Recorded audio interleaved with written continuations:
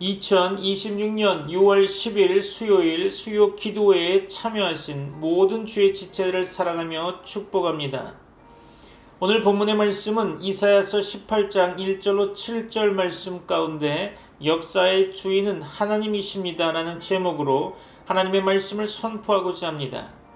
오늘 본문의 말씀 이사야서 18장 1절로 7절 말씀 제가 받들어 봉독합니다. 이사야서 18장 1절로 7절입니다. 슬프다 구스의 강 건너편 날개치는 소리나는 땅이여, 갈대배를 물에 띄우고 그 사자를 수로로 보내며 이르기를, 민첩한 사절들아 너희는 강들이 흘러 나누인 나라로 가되 장대하고 준수한 백성 곧 시초부터 두려움이 되며 강성하여 대적을 밟는 백성에게로 가라 하는도다. 세상의 모든 거민 지상에 사는 너희여, 산들 위에 기치를 세우거든 너희는 보고 나팔을 불거든 너희는 들을지니라. 여호와께서 내게 이르시되 내가 나의 처소에서 조용히 감찰함이 쪼이는 일광 같고 가을 더위의 운무 같도다. 추수하기 전에 꽃이 떨어지고 포도가 맺혀 익어갈 때에 내가 낫으로 그 연한 가지를 베며 그 퍼진 가지를 찍어버려서 산의 독수리들과 땅의 들짐승들에게 던져주리니 산의 독수리들이 그것으로 여름을 지내며 땅의 들짐승들이 다 그것으로 겨울을 지내리라 하셨음이라. 그때의 강들이 흘러나누인 나라의 장대하고 준수한 백성 곧 시초부터 두려움이 되며 강성하여 대적을 밟는 백성이 만군의 여호와께 드릴 예물을 가지고 만군의 여호와의 이름을 두신 곳 시온산에 이르리라. 아멘. 오늘 본문을 이해하기 위해서는 먼저 이사야서 전체의 배경을 살펴볼 필요가 있다고 생각됩니다. 이사야 선지자는 남유다의 4대 왕 우시야, 요담, 아하스, 히스기야 왕 시대에 활동했습니다. 당시 국제 정세는 매우 혼란스러웠죠. 북쪽에서는 아수르 제국이 급격하게 세력을 확장하고 있었고요.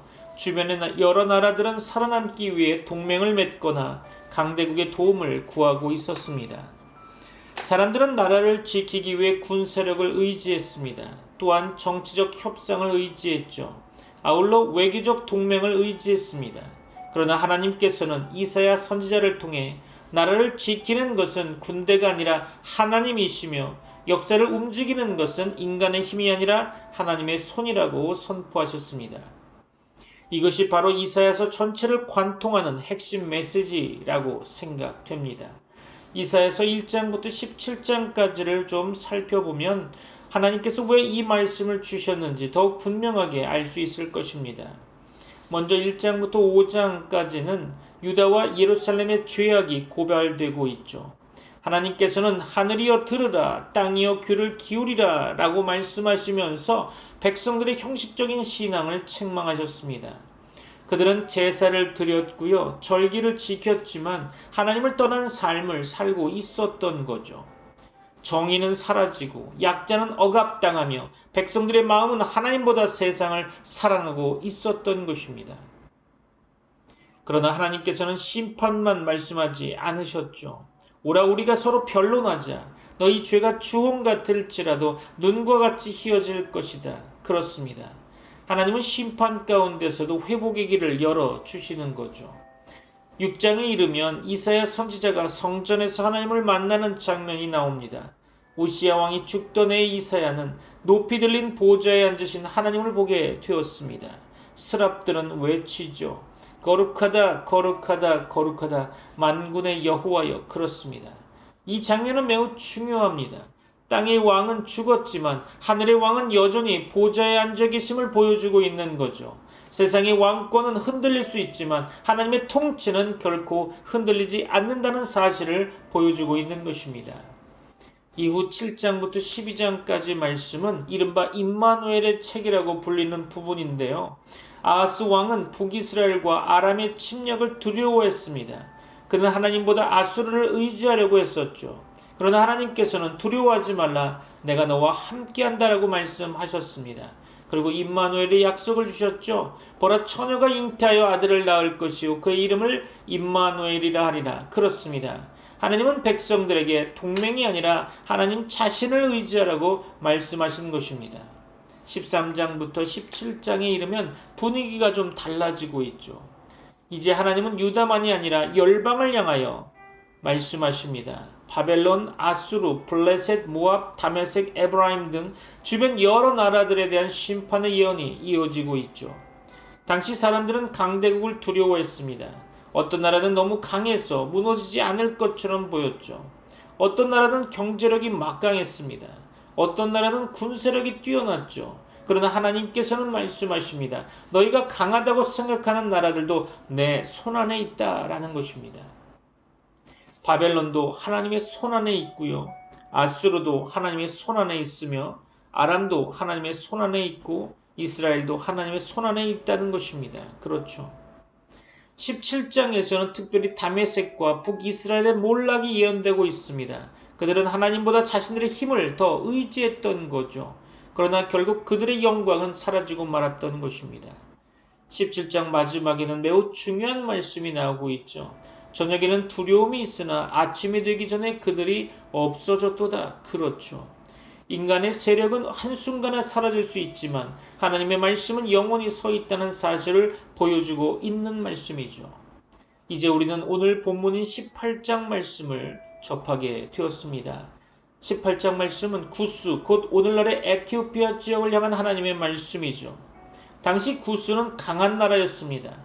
아수르에 대항하기 위해 여러 나라와 외교를 펼치고 있었죠. 사람들은 국제정세를 바라보며 긴장하고 있었습니다. 누가 이길 것인가? 어느 나라가 살아남을 것인가? 어느 편에 서야 하는가? 그렇죠. 그러나 하나님은 전혀 다른 관점으로 역사를 바라보고 계십니다. 사람들은 땅을 바라보지만 하나님은 하늘에서 바라보고 계십니다. 사람들은 군대를 계산하지만 하나님은 당신의 때를 계산하고 계십니다. 사람들은 강대국을 바라보지만 하나님은 열방을 다스리시는 주권자 되십니다. 오늘 본문은 바로 그 사실을 우리에게 가르쳐주고 있는 거죠. 세상이 아무리 요동쳐도 역사의 주인은 인간이 아닙니다. 강대국도 아니겠죠. 정치인도 아닙니다. 경제도 아니겠죠. 오직 하나님만이 역사의 주인 되시는 것입니다. 믿습니까? 그리고 그 하나님께서 지금도 우리의 삶과 가정과 교회와 민족의 역사를 주관하고 계십니다. 믿습니까? 이 시간 본문의 말씀을 좀 더 세밀하게 살펴보고자 합니다. 많은 은혜와 도전이 있기를 바랍니다. 오늘 본문의 말씀 이사야서 18장 1절로 3절 말씀 보겠습니다. 슬프다 구스의 강 건너편 날개치는 소리나는 땅이여 갈대배를 물에 띄우고 그 사자를 수로로 보내며 이르기를 민첩한 사절들아 너희는 강들이 흘러 나누인 나라로 가되 장대하고 준수한 백성 곧 시초부터 두려움이 되며 강성하여 대적을 밟는 백성에게로 가라 하는도다. 세상의 모든 거민 지상에 사는 너희여 산들 위에 기치를 세우거든 너희는 보고 나팔을 불거든 너희는 들을지니라. 아멘. 구스는 애굽 나라의 남쪽 곧 나일강 상류 지역의 나라였죠. 오늘날 수단이라는 나라의 동북부 지역에 자리한 나라였습니다. 구스는 고대에 매우 강대한 나라였고요. 비록 한때 애굽의 지배를 받기는 했으나 애굽을 지배하기도 했습니다. 창세기 10장 말씀을 보면 구스는 함의 맏아들이었으며 그 형제는 미즈라임과 붓과 가나안이었죠. 미즈라임은 애굽의 시조였습니다. 선지자는 구스를 구스의 강 건너편 날개치는 소리나는 땅이라고 표현하고 있죠. 본문은 구스의 강은 나일강 상류를 가리키는 것으로 보이는데요. 나일강은 세계에서 가장 긴 강이죠. 총 길이가 6,695km나 됩니다. 본문에서 날개치는 소리나는 땅이라는 이 표현은 날개 그늘 아래 있는 땅, 즉 비교적 평안한 땅이라고 하는 뜻을 갖고 있으면서 또는 날개치는 땅, 즉 무역이 활발한 땅이라는 뜻도 가지고 있습니다. 구스는 주전 2000년에 이미 존재했던 나라로 고대의 지중해와 근동과 아프리카 문명의 교류가 이루어진 중심지 역할을 했고요. 구스인들은 농업과 예술, 정치와 종교, 금속, 공업 등의 지식을 나누었으며 또 무역의 중심이었습니다. 나일강은 애국뿐만 아니라 구스 사람들에게로 연결하는 수로였고요. 주요 통로였다는 거죠. 나일강 하류에 자생하는 파피러스 나무들은 배를 만드는 좋은 제목이었다고 합니다. 이사야 선지자는 구스를 강들이 흘러 나누인 나라라고 표현하고 있죠. 구스는 나일강의 큰 두 지류가 합치는 곳입니다. 오늘날 그 두 지류를 백나일강과 청나일강이라고 부르고 있죠. 그것은 오늘날 수단이라는 나라 안에 있습니다. 선지자 이사야는 또 구스를 장대하고 준수한 백성 곧 시초부터 두려움이 되며 강성하여 대적을 밟는 백성이라고 표현하고 있죠. 구스는 고대 일찍부터 힘이 있고 번성한 나라였다고 합니다.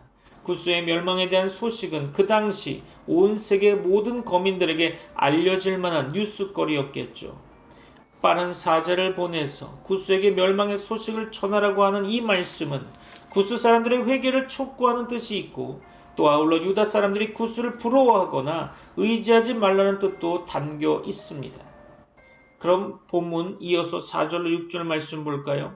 여호와께서 내게 이르시되 내가 나의 처소에서 조용히 감찰함이 쬐이는 일광 같고 가을 더위에 운무 같도다. 추수하기 전에 꽃이 떨어지고 포도가 맺혀 익어갈 때에 내가 낫으로 그 연한 가지를 베며 퍼진 가지를 찍어버려서 산의 독수리들과 땅의 들짐승들에게 던져주리니 산의 독수리들이 그것으로 여름을 지내며 땅의 들짐승들이 다 그것으로 겨울을 지내리라 하셨음이라. 아멘.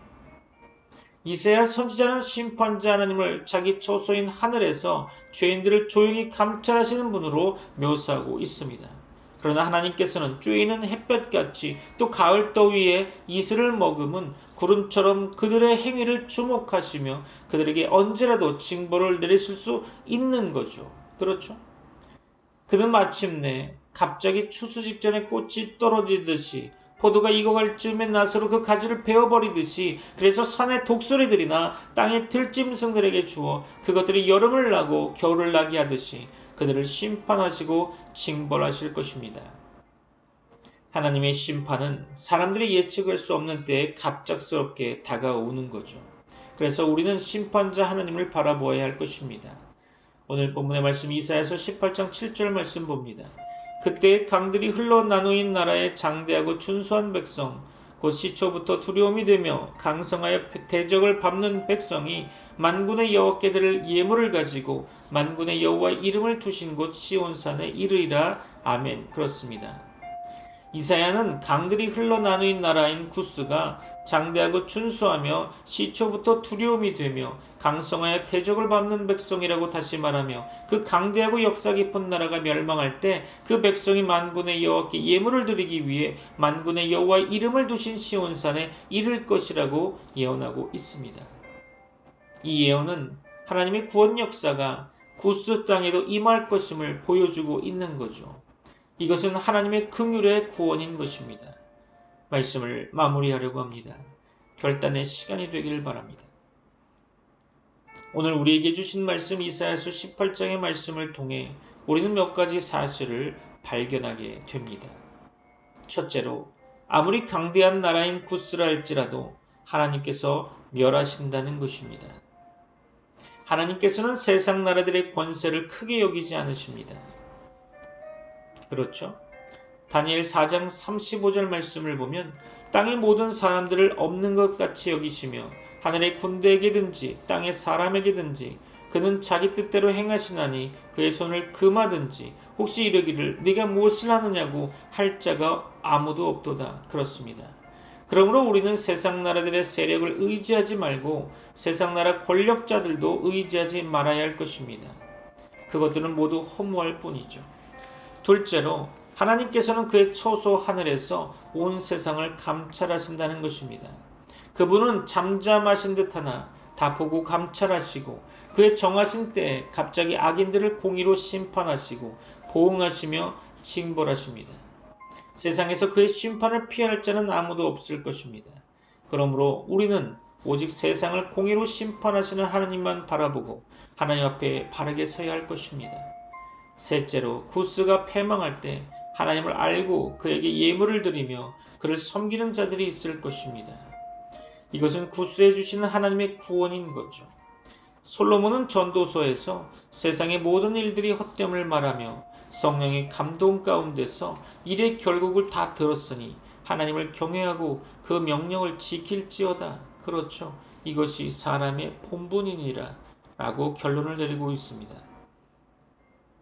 우리는 영원하신 하나님, 곧 창조자와 섭리자이신 여호와 하나님을 알고 그를 경외하며 그의 모든 계명들을 힘써 지키고 그를 섬겨야 할 것입니다.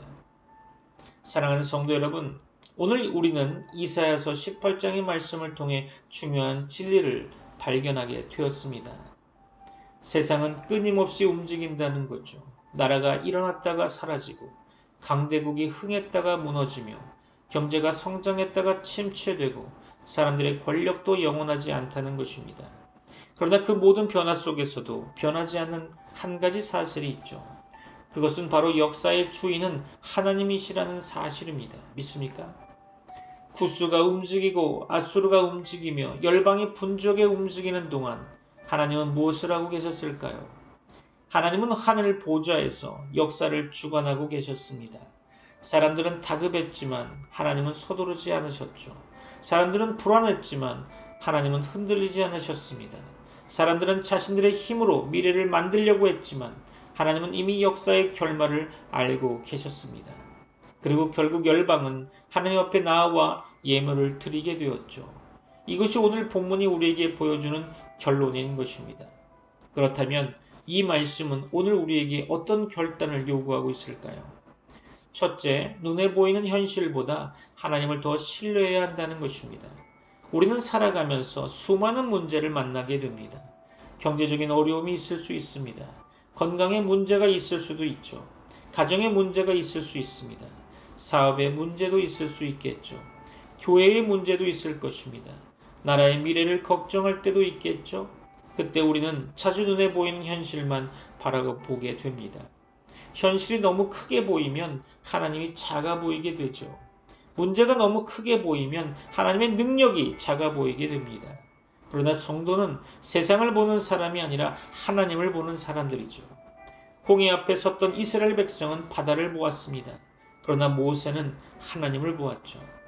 골리앗 앞에 선 이스라엘 군대는 거인을 보았습니다. 그러나 다윗은 살아계신 하나님을 보았던 것입니다. 오늘 여러분은 무엇을 보고 계십니까? 문제를 보고 계십니까? 아니면 그 문제보다 크신 하나님을 보고 계십니까?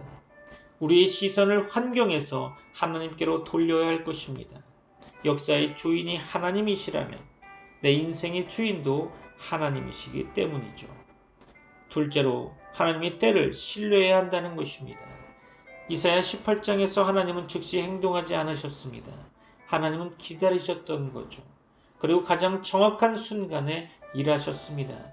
우리는 종종 이렇게 기도하죠. 하나님, 지금 응답해 주십시오. 지금 문제를 해결해 주십시오. 지금 길을 열어 주십시오. 그렇죠. 그러나 하나님의 시계는 우리의 시계와 다름을 기억하시기 바랍니다. 우리는 조급하지만 하나님은 완전하십니다. 우리는 부분적으로 보지만 하나님은 전체를 보고 계십니다. 요셉은 감옥에서 하나님의 때를 기다려야 했죠. 그 기다림은 무척 고통스러웠을 것입니다. 그렇죠? 모세는 광야에서 40년을 기다려야 했습니다. 아브라함은 약속의 아들을 위해서 오랜 세월을 기다려야 했습니다. 그렇죠? 예수님조차도 공생애를 시작하기 전 30년을 기다리셔야 했습니다. 하나님의 역사는 언제나 하나님의 시간표를 따라 움직이게 되어 있습니다. 혹시 지금 기다림의 시간을 지나고 계십니까? 기도했는데 응답이 없는 것 같습니까? 눈물로 부러지셨는데 하나님이 침묵하고 계십니까? 포기하지 마십시오. 하나님의 침묵은 부재가 아닙니다. 하나님의 기다림은 무관심이 아닙니다. 하나님은 지금도 일하고 계십니다. 믿습니까? 하나님의 때가 되면 반드시 역사하실 것입니다. 셋째로 결국 하나님께 영광 돌리는 삶을 살아야 한다는 것입니다. 본문 마지막에 구스 사람들이 하나님께 예물을 가지고 나옵니다. 한때는 하나님을 알지 못했던 민족이 하나님을 경배하게 된다는 거죠. 역사의 마지막 목적은 하나님의 영광인 것입니다. 우리의 인생도 마찬가지겠죠. 돈을 버는 것이 인생의 목적이 아닙니다. 성공하는 것이 인생의 목적이 될 수 없습니다. 높은 자리에 오르는 것이 인생의 목적이 아닙니다. 우리 인생의 최종 목적은 하나님께 영광 돌리는 것입니다. 하나님께서 우리를 구원하신 이유도, 하나님께서 우리를 사용하시는 그 이유도, 하나님께서 우리에게 은혜를 베푸시는 그 이유도 결국 하나님의 영광을 나타내기 위함이라는 거죠. 그러므로 우리는 매일 질문하며 그 답을 가지고 살아가야 하겠죠. 이 선택이 하나님께 영광이 되는가? 이 말이 하나님께 영광이 되는가? 이 삶이 하나님을 높이는 삶이 되는가? 그렇습니다. 성도는 자신의 이름을 드러내는 사람이 아니라 하나님의 이름을 드러내는 사람임을 기억하시기 바랍니다. 사랑하는 성도 여러분, 지금 세계는 혼란스럽습니다. 나라와 나라가 갈등하고 있고요. 경제도 매우 불안정합니다. 미래를 예측하기 어려운 시대를 우리는 살아가고 있습니다. 그렇죠? 그러나 오늘 본문은 분명히 말씀하고 있습니다. 역사의 주인은 하나님이십니다. 세상이 흔들려도 하나님의 보좌는 흔들리지 않습니다. 나라가 무너져도 하나님의 나라는 무너지지 않는 것입니다. 사람의 계획은 실패할 수 있지만 하나님의 계획은 결코 실패하지 않으십니다. 그러므로 두려움보다 믿음을 선택하시기 바랍니다. 염려보다 기도를 선택하시기 바랍니다. 조급함보다 기다림을 선택하십시오. 세상을 의지하기보다 하나님을 의지하시기 바랍니다. 그리고 우리의 삶을 다시 하나님께 올려드리시기를 소원합니다. 하나님, 제 인생의 주인도 하나님이십니다. 하나님, 제 가정의 주인도 하나님이십니다. 하나님, 우리 교회의 주인도 하나님이십니다. 하나님, 이 민족의 주인도 하나님이십니다. 하나님, 영광을 받으시옵소서. 아멘. 이 고백이 오늘 우리의 결단이 되기를 바랍니다. 역사의 주인이신 하나님께 우리의 모든 삶을 맡겨드리는 저와 여러분 되시기를 주 예수 그리스도의 이름으로 축원합니다. 기도하겠습니다. 지금은 우리 주 예수 그리스도의 은혜와 하나님의 사랑과 성령님의 교통하심이 트리니티 미라클 교회 모든 권속들과 세계 교회 위에 이제부터 영원까지 함께 있을지어다. 아멘.